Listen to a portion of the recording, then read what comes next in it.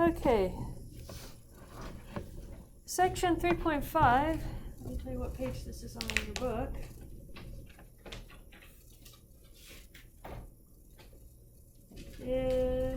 Begins on page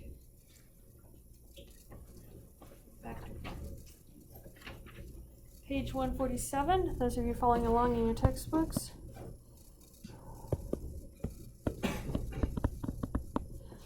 And what we're talking about here is determining whether a statement is valid or invalid, an argument is valid or invalid.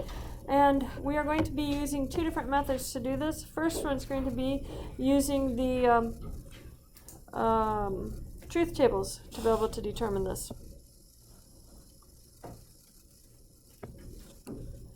Okay, first of all, we need a definition. An argument consists of a set of statements called premises and another statement called a conclusion.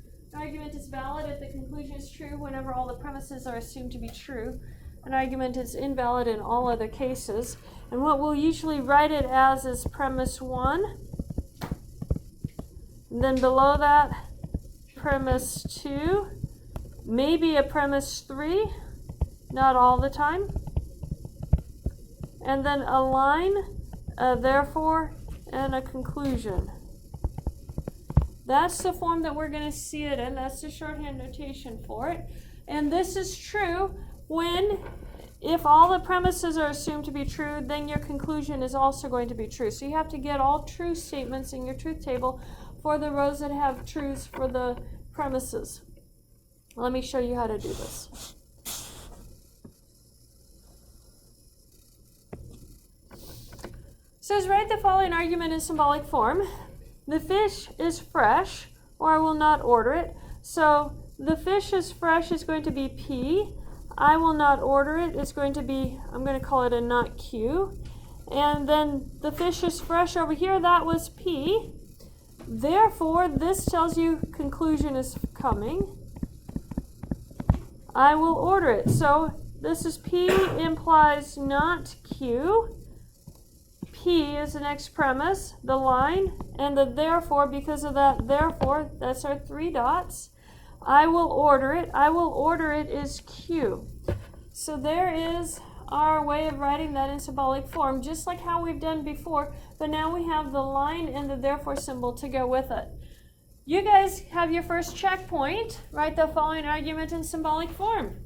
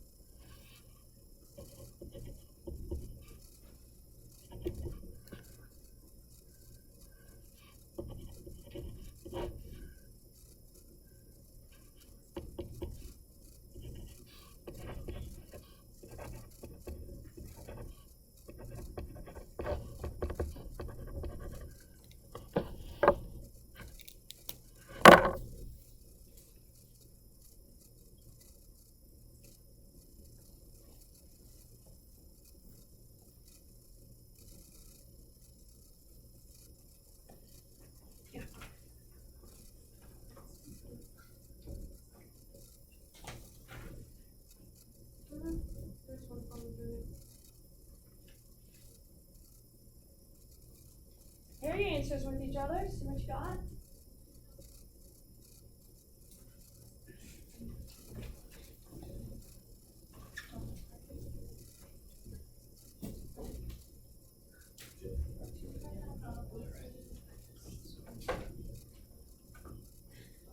Just the symbols. Yeah. Okay. You got the first one now. There's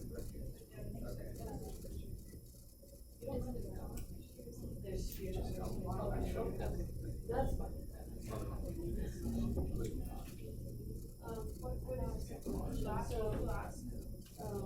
Is the first part, if she doesn't get off the plane, you said that was going to be what is she will regret it? We call that right, so we call it not Q. And she does not regret it. That would be Q. Actually, that's Oh, no, I know. And then she's not therefore, so you have to draw your line on your 3 dots. And if we call it, and then what is it right after that, she got on that line, then that's the opposite of what you call it, not there. If we call regretted Q, what is not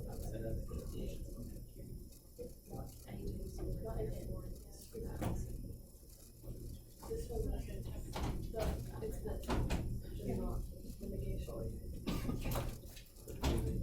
Yeah, you can go that way. This is alright.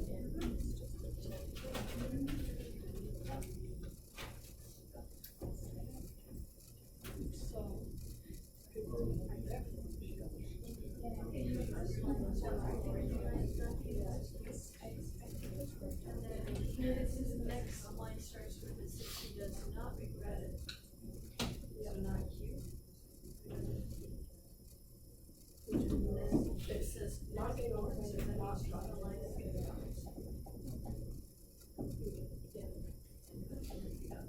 What's right there? Not P.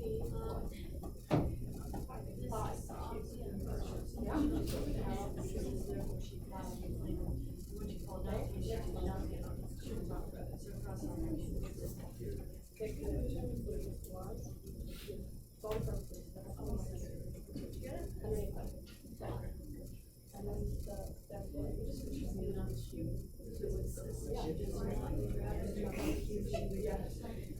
what's our ingredient?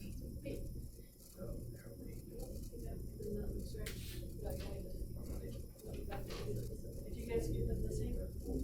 Okay, that looks good then. And make sure you get out all the it's not just one. And next one yours is it's 3. Okay.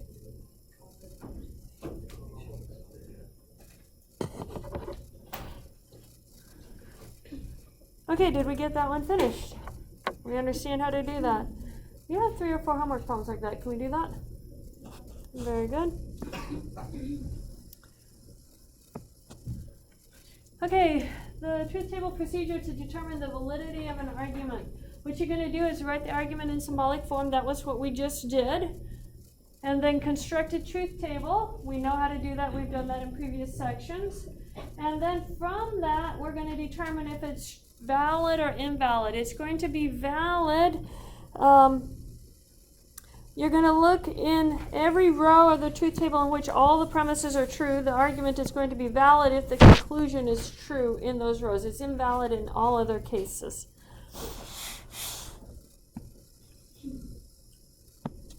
So, use a truth table to determine the validity of the argument. H implies M. H, therefore M. So, let's make our truth table.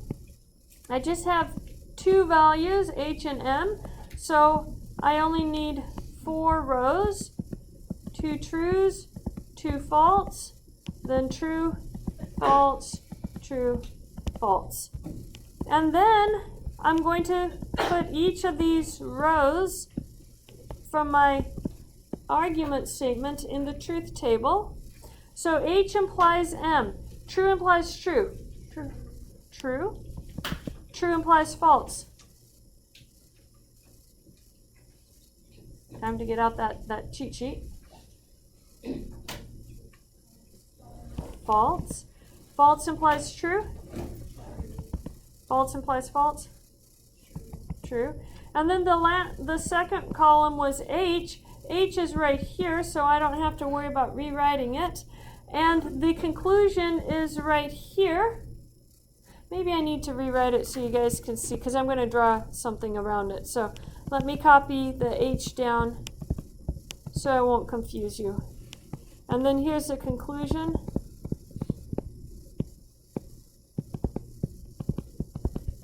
Now, if I look at this part of my truth table,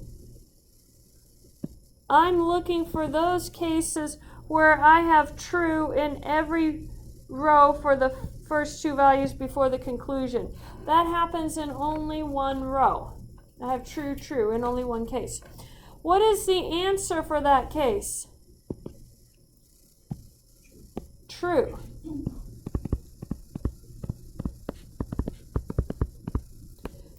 Therefore, this is valid.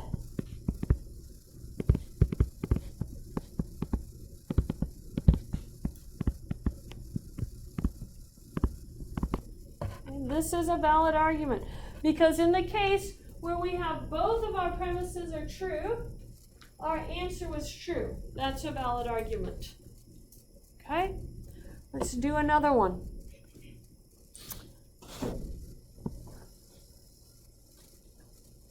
Determine whether the following argument is valid or invalid. So right here we have to put it into the correct form. I'm going to put it in the correct form right above it so that I have all the space below for my truth table. It says if it rains, so that's going to be P as it rains, the game will not be played. That I'm going to call not Q because it has a not in it. I could call it Q, it doesn't matter. It is not raining. What is that going to be? Not P. Therefore, the game will be played. What is that going to be? Q. So we have P implies not Q, not P, therefore Q. So let's make our truth table for it. We have P and Q, so there's only 4 rows. True, true, false, false, true, false, true, false. The first one is P implies not Q. So let me put a not Q down here. That's false, true, true. And then we can do P implies, that's a horrible implies. Let's try again. P implies not Q. True implies false. True or false? False. True implies true. False implies false. False implies true. Then the next row is not P. So that's going to be false, false, true, true. And then we have our conclusion. And conclusion is Q. So that's true, false, true, false. Now let me circle the part that we look at. That's the only part we care about.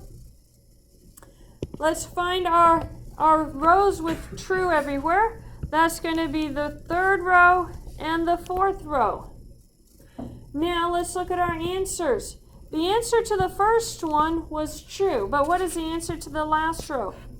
False. They have to both be true. If one of them is false, then this is invalid.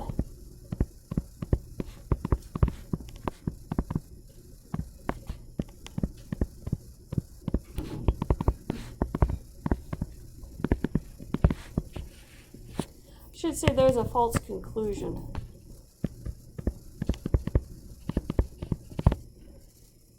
That one's invalid.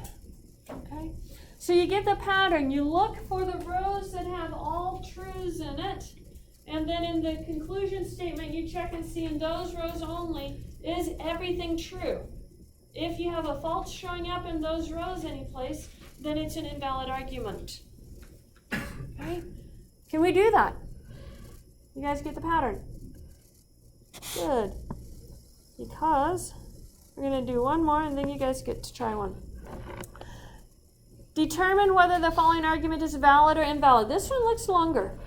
It looks more horrible. But I put it in the statement form except it's not with P's and Q's. So I am going to run the marathon. Oh, let me make this be blue ink. I'm going to run the marathon is going to be P. I will buy new shoes is going to be Q. I buy new shoes, what is that? Q. Then I will not buy a television. Okay, R. I buy a television, what's that? Not R. And I will not run the marathon. Not P. So this is P implies Q. Q implies R, therefore not R implies not P. And let's make our truth table. We have P, Q, and R. How many rows do we need? 8.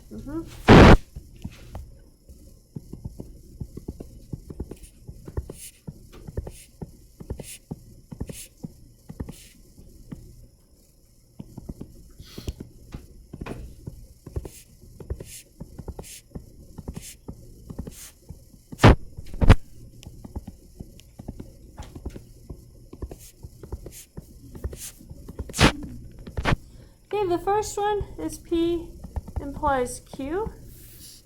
So true implies true. True implies true. True implies false. False. True implies false. False implies true. False implies true. False implies false. And false implies false. True. Then we have Q implies R. So Q implies R. True implies true. True implies false. False implies true. False implies false. True implies true. True implies false. False implies true. False implies false. True. Then the next one is not R and not P. I should have left me more room. I'm going to put the not R and not P over here, because I want to keep all my ones for my truth tables together. So not R is going to be false, true, false, true, false, true, false, and true. And not P is going to be 4 false, 4 true.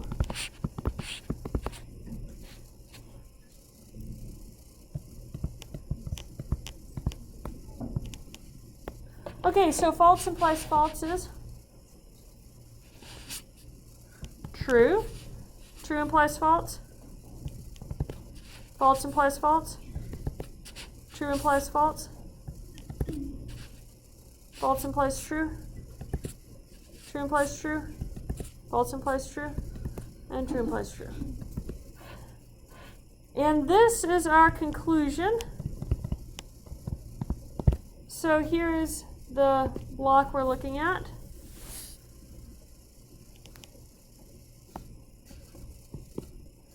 Now we have to look for our rows that are all true. Notice the first one is true. Then the second one, the third one, and the fourth one.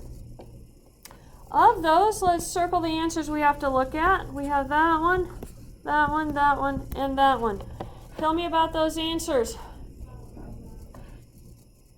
Did I hear invalid or valid? Valid. Yeah, I thought I heard invalid, but making sure. Yeah, this is valid since the conclusion is all true for these columns.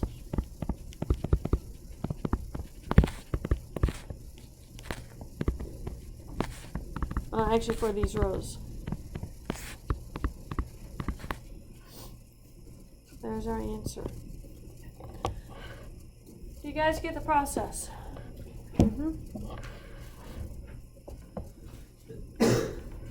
Any questions on that? No? Yeah. For the rows that you highlighted, why are we only doing We're only looking at the ones where we assume the premises are true. So premise 1 and premise 2 have to be true. So we only look at the case where they're both true. All the other cases have a false someplace for one of them. And then you go to the conclusion and see if the conclusions are all true in those cases. That's why. Any other questions? Okay? You guys get to try one.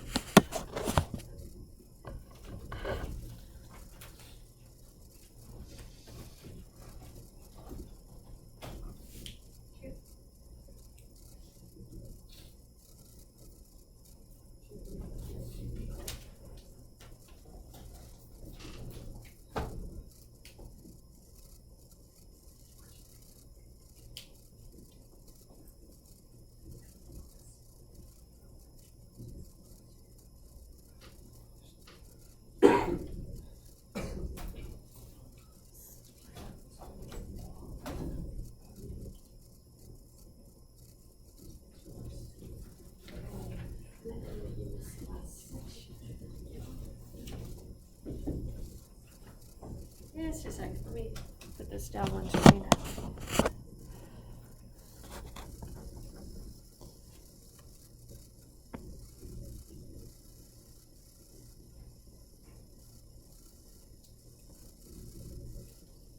You got it?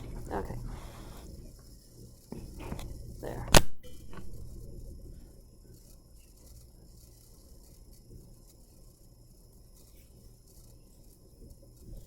30 inches with each other, come down with your truth tables. Make sure everybody has the same truth tables because that's part of what's getting graded.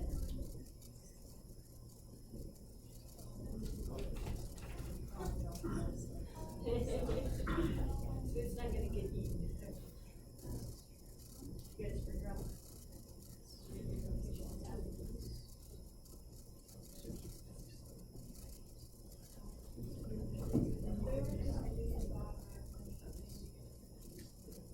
There's always 2 to the power of 10. The quarter is 2 to the 4 plus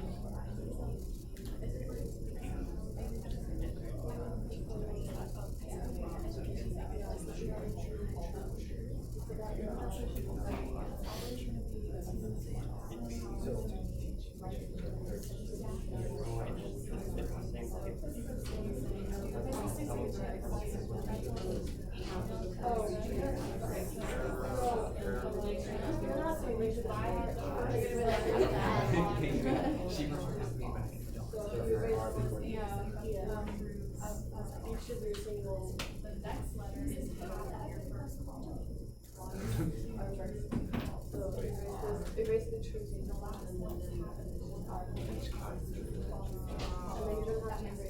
these two and this one kind of really hard to look at it.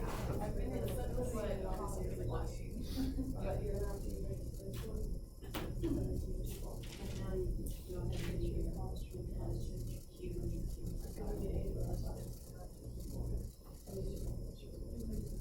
because when you have the three sides, the idea is that each of these rows will cover one possible combination of if they're all true or false.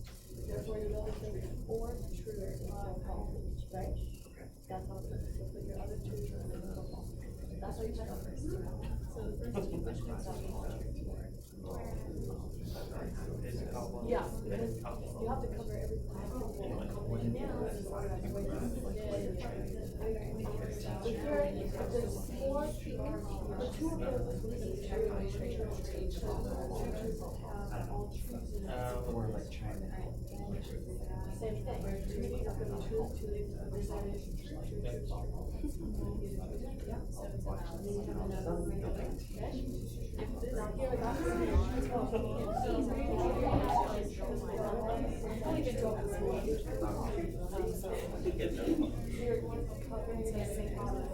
Yeah, nominate here.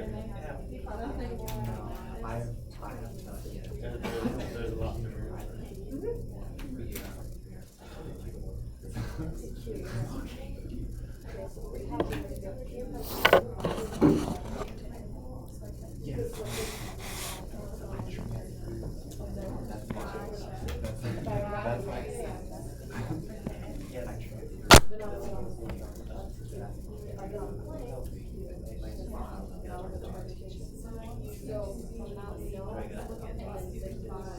Okay, you guys will want to copy these down onto your notes, so go ahead and start doing that, and then I'll discuss this in a minute.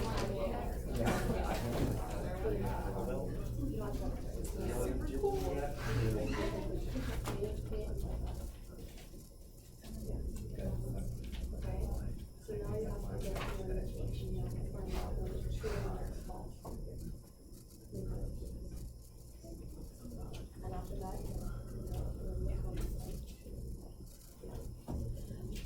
go ahead and put these on that sheet that you've been keeping all your true false stuff on, because you're gonna need it for your homework, so this saves you looking it up.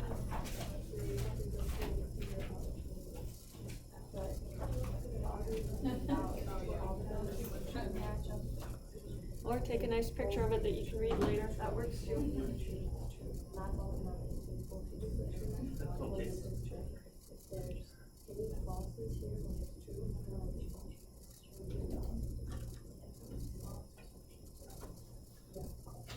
That's okay.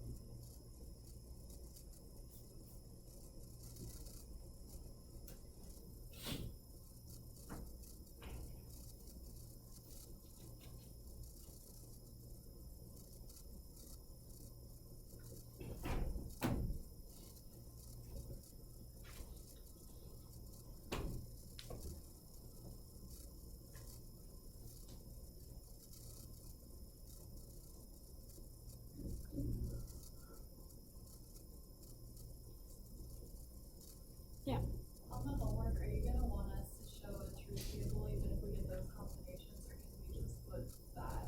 Okay, on the homework, it's very specific about whether you're using a truth table or whether you're using this. So it will ask you in the question itself. On the test, you can use either one, but if you use this, you have to write the names down that you used from it. Just so I know which one you're thinking about. The names like the top. Modus ponens, modus tollens, law of syllogism, disjunctive syllogism, yep. All of those.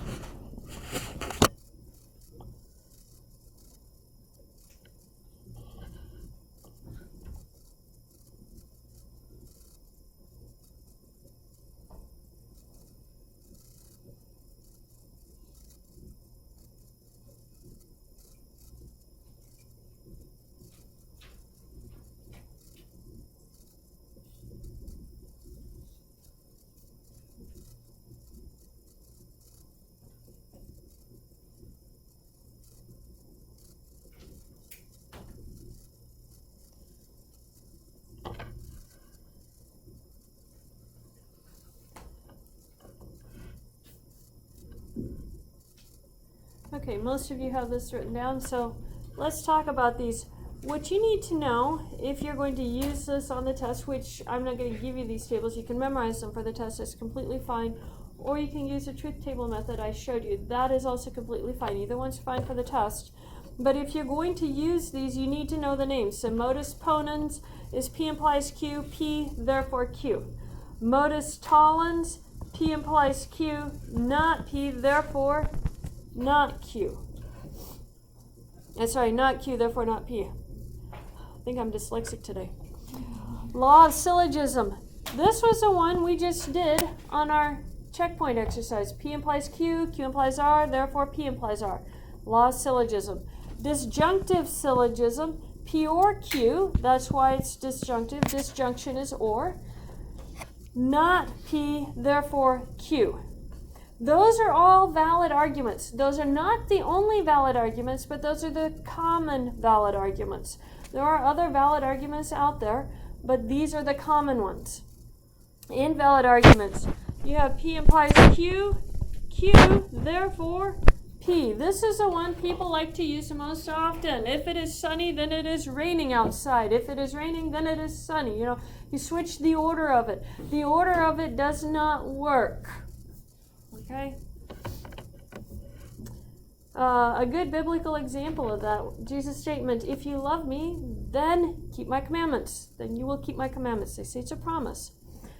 If you keep God's commandments, does that mean you love God?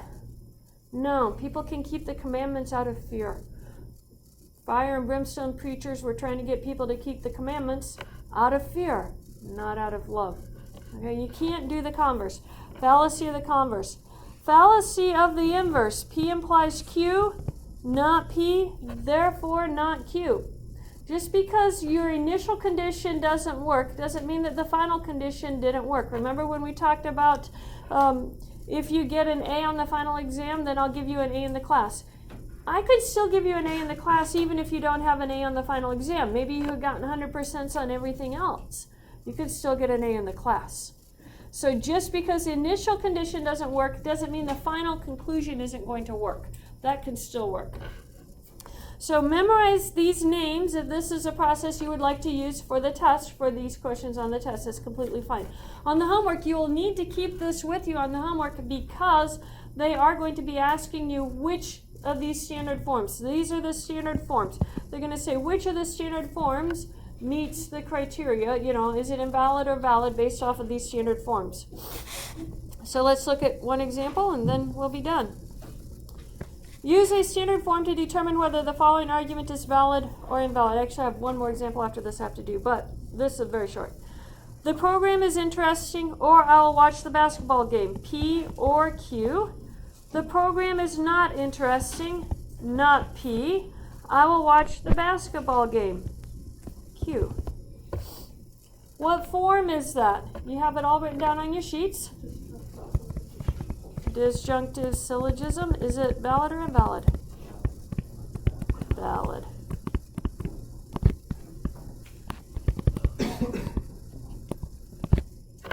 That's all you have to do when you use the tables. Can we do that? Okay. One other example we have to look at. Right here. Use all the premises to determine a valid conclusion for the following argument. We will not go to Japan, not J, or we will go to Honolulu. Oh, this is supposed to be Hong Kong. Sorry. Hong Wong. I thought it was going to be Honolulu. No, Hong Kong. J or H. If we visit my uncle U, then we will go to Singapore S. If we go to Hong Kong, that was our H, then we will not go to Singapore. And we have to figure out what the conclusion is. So let's look and see what we have. We have a not J or H. And then from H, H is tied to not S. So let's look at those. Not J or H. And H implies not S. And then, well, let me ask you one thing. What do we know about for the ors? Well, I know P or Q is equivalent, not P or Q is equivalent to P implies Q. That's one of our disjunctive forms. So I can replace this first statement right here by J implies H. Then I'm going to put this second statement up here, H implies not S, and then U implies S. Now, J implies H and H implies not S. What does that tell you? Yeah, J implies not S. And I have U implies not S. So what is our conclusion? Oh, sorry. Yeah, U implies S.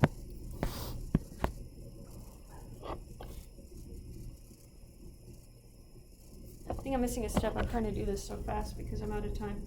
Let me just look at my stuff that I'm missing.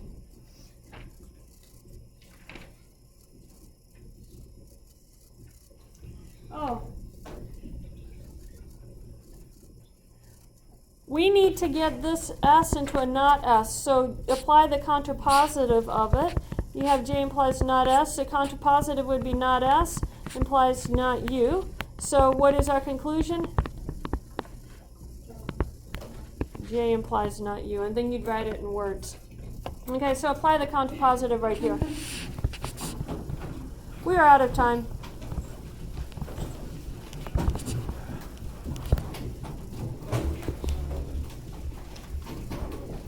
Make sure your names are on your quizzes and turn them in before you leave. You're welcome.